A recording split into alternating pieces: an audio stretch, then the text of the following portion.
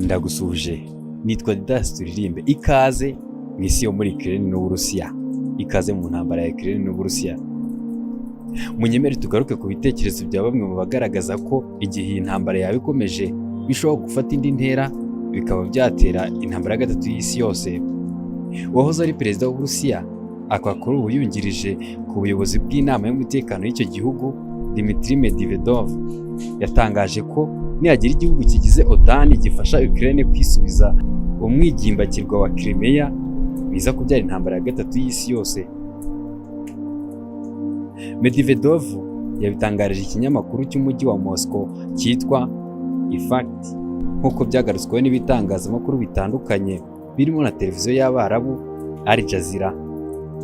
Ukraine ivuga ko intwaro zirasa kure harimo izitwa HIMARS yahawe n'umuryango wa OTAN bitazazikoresha irasa ku Burusiya nyirizina, ariko ko igiye kuzikoresha mu kubohoza ibice byose imaze kwamburwa n'Uburusiya birimo umwigimbakirwa wa Crimea.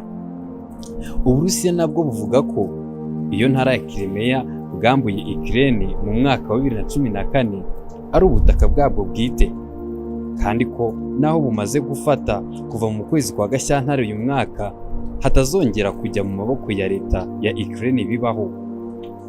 Dmitry Medvedev avuga ko Crimea ari ubutaka bw'Uburusiya bwemewe n'amasezerano mpuzamahanga. Kubera iyo mpamvu yagize ati, igerageza ryose ryabaho ryo kwisubiza Crimea ryaba ari intambara ku gihugu cyacu cy'Uburusiya.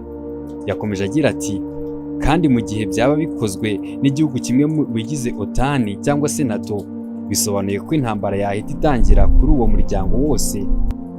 Uwo muryango wa OTAN ugizwe n'ibihugu bya Amerika n'Uburayi.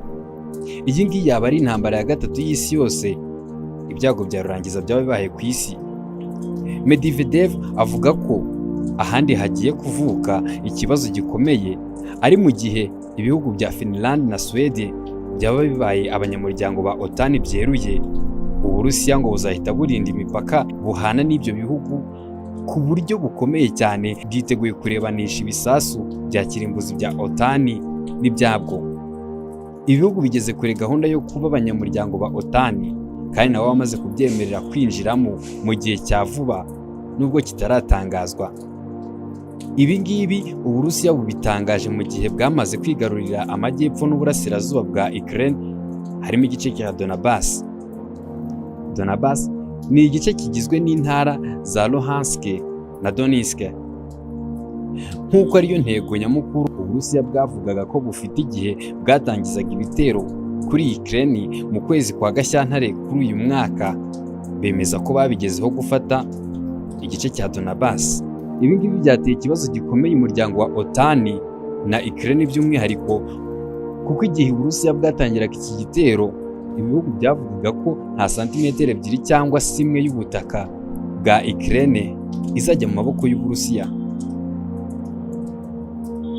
Perezida wa Ukraine Volodymyr Zelensky yari amaze igihe avuga ko mu gihe umujyi wa Severodonetsk mu ntara ya Luhansk waba wigaruriwe n'Uburusiya ngo byaba ari iherezo kuri Donbass yose.